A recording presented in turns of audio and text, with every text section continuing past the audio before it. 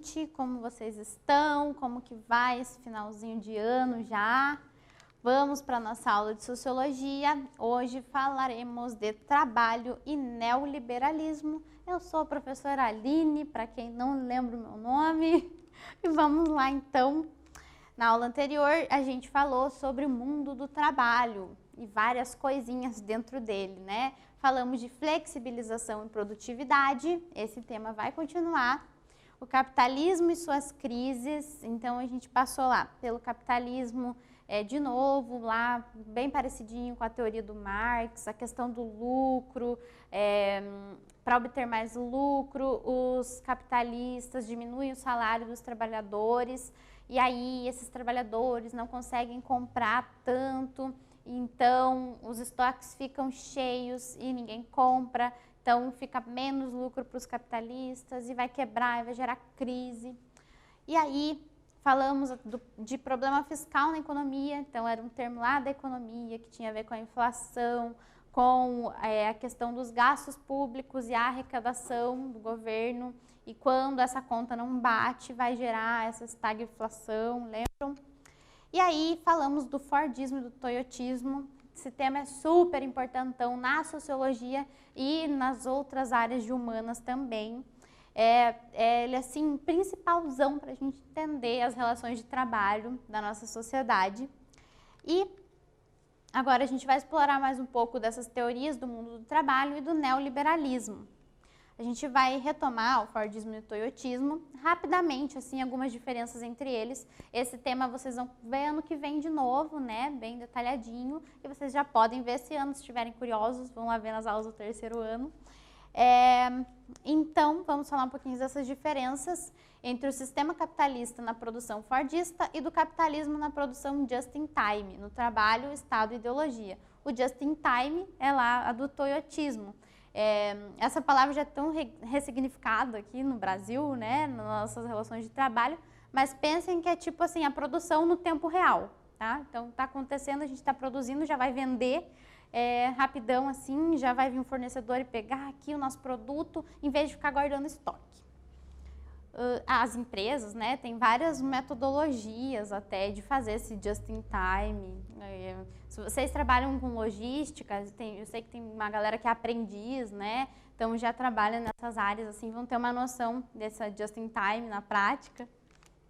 Então, vamos ver algumas dessas diferenças aí. No trabalho, então, enquanto na produção fordista, a realização de uma única tarefa é feita pelo trabalhador, lá na produção just in time, ele faz múltiplas tarefas. Então, lembra que antes o trabalhador apertava só um parafuso ou só colava a sola e nem sabia que cor era o sapato no final? Então, agora, na produção just in time, a gente tem múltiplas tarefas. Então, o trabalhador sabe o que a empresa dele está fazendo, ele vai fazer várias coisas naquela área de trabalho, naquele setor que ele trabalha, né? Bom, aí a gente tem aqui pagamento baseado em critérios da definição do emprego. Então, você está empregado ali, ganha um tanto mensal por esse trabalho. Então, você é professor e ganha tantos reais no final do mês. E aí, agora, na produção just in time, tem um pagamento pessoal, um sistema detalhado de bonificação. Então, se você fez um trabalhinho a mais, você gerou um grande produto, você pode receber uma bonificação por ele. Mais ou menos isso, né? Lá na Fordista, tem alto grau de especialização de tarefas. Então, você fazia muito bem só aquele aperto de parafuso. E lá na Just in Time, tem a eliminação da demarcação de tarefas, você não faz só aquela coisinha. Sobre trabalho ainda, então, na Fordista tem pouco ou nenhum treinamento no trabalho e na Just in Time a organização é mais horizontal. Então, você entende o processo de trabalho, você tem treinamentos para entender que a sua empresa faz uma máquina agrícola, por exemplo, e você vai entendendo como funcionam esses processos, né? Aí, na Fordista, temos ênfase na redução da responsabilidade do trabalhador, disciplinamento da força de trabalho, e na Just in Time, ênfase na corresponsabilidade do trabalhador. Então, aqui as questões são muito mais individuais, assim, a responsabilidade é só minha, da minha função. e na Just in Time é uma corresponsabilidade, os trabalhos em equipe e tal. Sobre o Estado nessas duas formas de produção, então na produção fordista tinha uma grande regulamentação do Estado nesses trabalhos, né? Então o que eu falei do contrato, as leis trabalhistas, e na Just in Time já tem mais desregulamentação. Na fordista é rígido e na Just in Time é flexível. Então, nós temos os contratos flexíveis, contratos temporários, a terceirização e tudo mais. Na fordista temos negociação coletiva, enquanto na Just in Time nós temos a divisão e individualização, negociações locais ou por empresa. Falamos dos freelancers também, né, desse trabalhador livre, né, que vai fazer seu trabalho individual, prestar esse serviço. Então, grandes diferenças aí. Sobre o Estado ainda, na produção fordista, nós temos o Estado muito como subsidiador, e na Just in Time nós temos o Estado mais empreendedor. Então, a gente vai ver agora no neoliberalismo a maior diferença entre essas duas coisas. E a questão da ideologia também está presente, né? Então, na produção fordista, o consumo de massa e de bens duráveis, a sociedade de consumo. E aí, na produção de Just in Time, nós temos um consumo individualizado, uma cultura... Já ouviram falar nesse termo, cultura yuppie? Uma palavra bem fofinha, né? Vão pesquisando aí o que significa isso, mas tem a ver com o jovem trabalhador, profissional. Foi uma cultura muito forte nas décadas anteriores aí. O trabalhador super profissional, jovem, que gosta de consumir muito, de sua forma individualizada, porque ele é empreendedor e tal. E aí, o que mais que temos aqui? Enquanto na produção fordista, lá numa teoria mais modernista, a produção just in time é pós-moderna. Aulas de história para entender mais sobre isso. E aí, na produção fordista, nós temos a totalidade, a reforma estrutural, enquanto na Just in Time a gente tem especificidade, adaptação e individualização. Então, como vocês podem ver, é muito esse foco, assim. Na primeira, a gente tem o trabalhador fazendo seu trabalho individual, e na segunda tem essa questão da equipe, do pensar o processo todo. Só que na Just in Time existe muito essa questão individual no pagamento, no seu próprio crescimento ali, enquanto na anterior a gente tinha mais os contratos. Você faz ali aquela profissão e ganha por ela no final, não tem essas bonificações pessoais e tal. Tá, vamos de atividade sobre isso então. Como resposta à crise do Fordismo, as empresas passaram a introduzir equipamentos tecnologicamente cada vez mais avançados e novos métodos de organização da produção, como o toyotismo. As várias mudanças implantadas no sistema produtivo e nas relações de trabalho, particularmente nos países desenvolvidos, ficaram conhecidas como produção flexível e serviram para dar continuidade à acumulação capitalista. Sobre o tema, a ponte afirmativa falsa, então.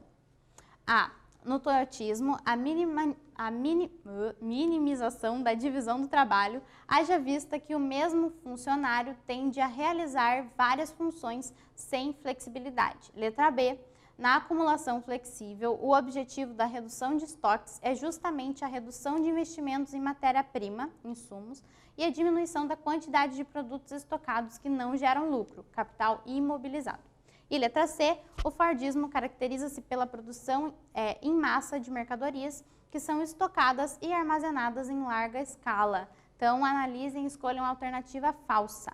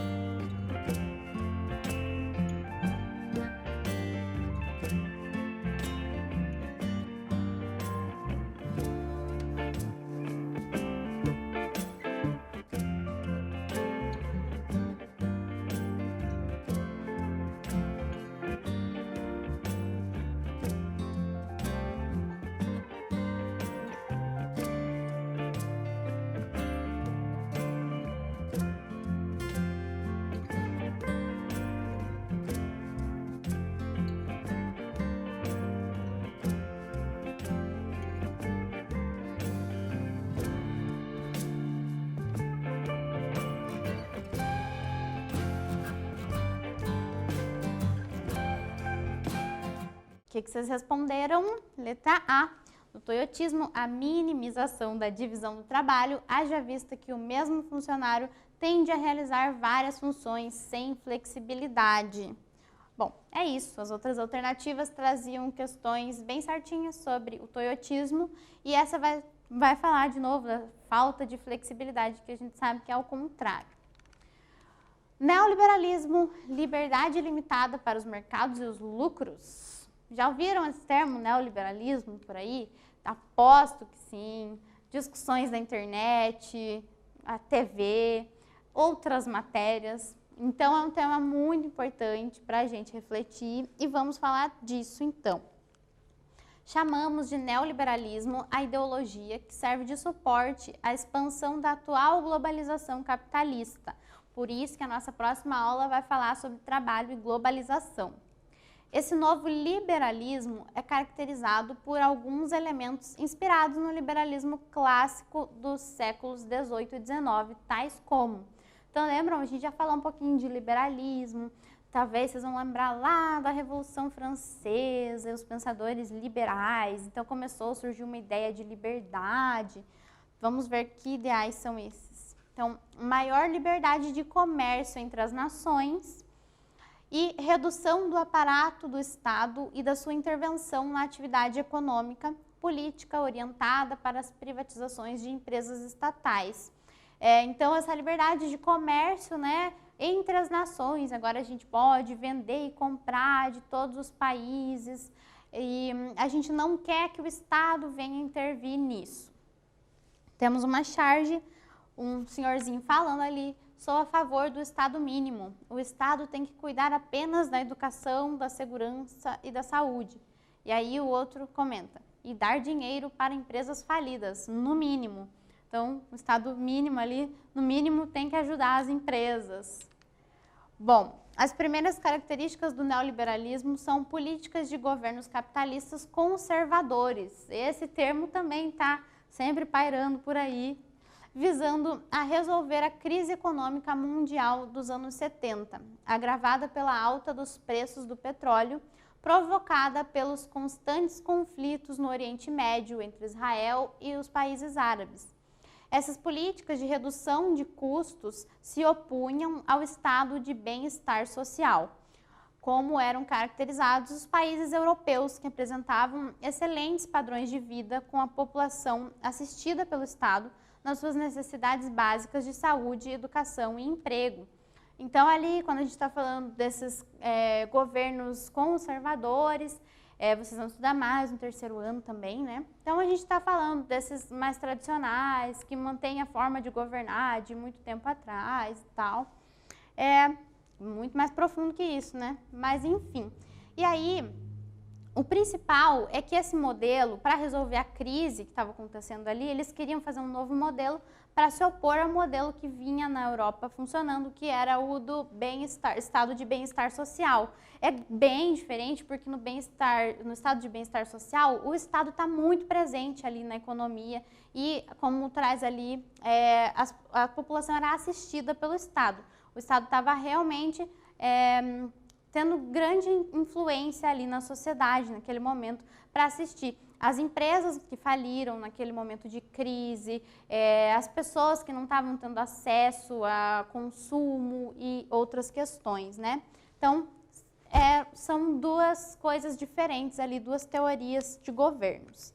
Já vamos fazer uma atividadezinha e daí a gente continua. Qual das seguintes alternativas não propõe medidas do neoliberalismo? Letra A, atuação do Estado como empresário, mediador das relações capital-trabalho e regulador de taxas e tarifas. Letra B, política de privatização das empresas estatais para reduzir o papel do Estado na economia. Letra C, minimização do poder dos sindicatos e a redução dos direitos trabalhistas. Ou letra D, redução das barreiras para a circulação de mercadorias e capitais entre países, promovendo uma maior abertura econômica. Então, qual não é uma medida do neoliberalismo?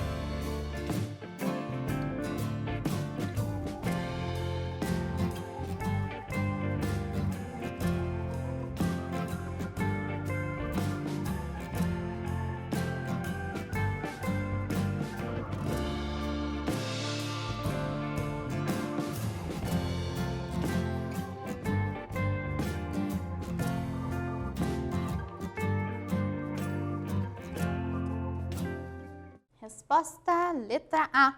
Então, não é proposta do neoliberalismo a atuação do Estado como empresário, mediador das relações capital-trabalho e regulador das taxas e tarifas. Então, é o oposto, não queremos no neoliberalismo o Estado regulando nada. As políticas neoliberais começaram a ser implementadas primeiramente na Inglaterra e nos Estados Unidos em governos ultraconservadores nos anos 80 e logo se expandiram a outros países. Em 1989 foi um marco para a consolidação do neoliberalismo quando no Consenso de Washington o Banco Mundial e outras instituições implementaram algumas metas. Veremos essas metas e aqui temos uma charge, né? Um moço ali na indústria falando: basta a intervenção do Estado na economia. Daí ele muda a expressão facial dele e a frase é: basta a intervenção do Estado na economia. Então, o que essa charge está trazendo ali para a gente? Não queremos o Estado interferindo na economia.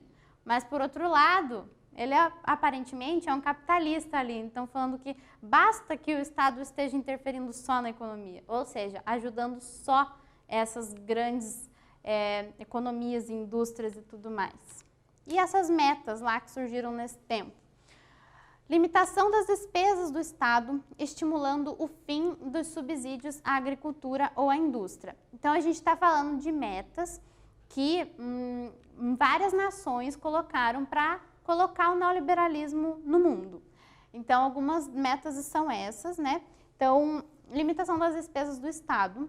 Então, agora o Estado não precisa dar subsídio a alguns setores da sociedade.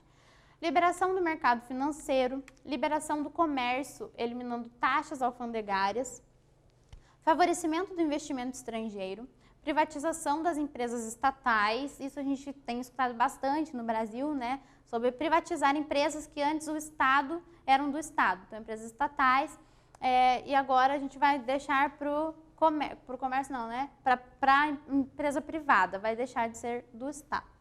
Introdução da concorrência nos diversos setores da economia, garantia legal do direito de propriedade com respeito às patentes e reforma tributária e trabalhista. Então, isso aqui é bem importante, a gente tem várias reformas.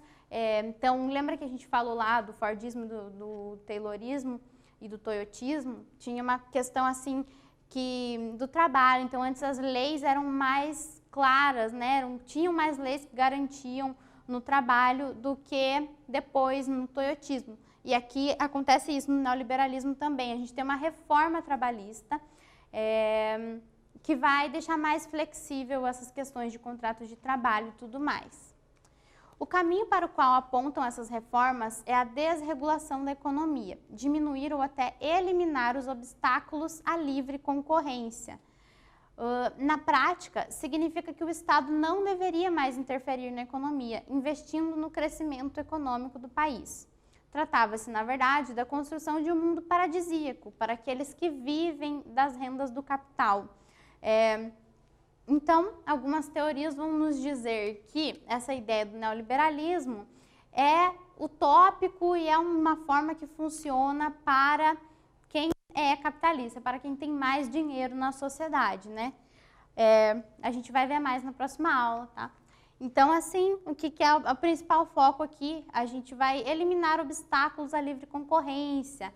Vocês já ouviram aquele terminho da mão invisível do mercado? Então, é uma questão assim, as empresas, o comércio, o capitalismo agora vai concorrer entre si sem ninguém impedindo. E vamos de uma atividade. Sobre o neoliberalismo, é correto afirmar exceto. Então, hoje todas as atividades foram a falsa, a errada. Vamos lá. Letra A. Os conceitos neoliberais preconizados pelo Consenso de Washington passaram a ser instrumentos para a expansão do capitalismo. Letra B. O neoliberalismo apregou ao aumento de leis e normas para entrada e saída de capitais, além do fortalecimento de empresas estatais. Ou letra C.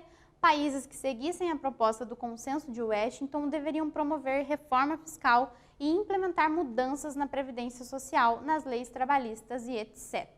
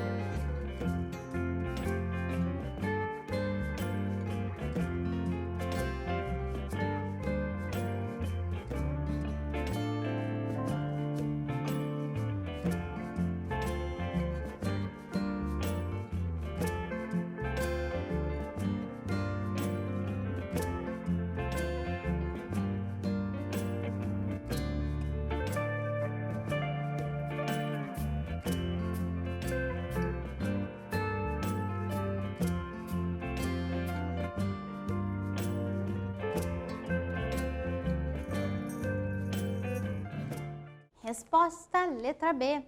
Então, não está certo. O neoliberalismo apregou o aumento de leis e normas para entrada e saída de capitais, além do fortalecimento de empresas estatais. Não tem fortalecimento de empresas estatais. E aí, vimos algumas características do neoliberalismo. Na próxima aula, veremos algumas consequências dele na sociedade. Bora aprender mais esse tema para fundamentar nossas posições políticas? Então é isso, gente. Até lá, próxima aula. Beijos, fiquem bem.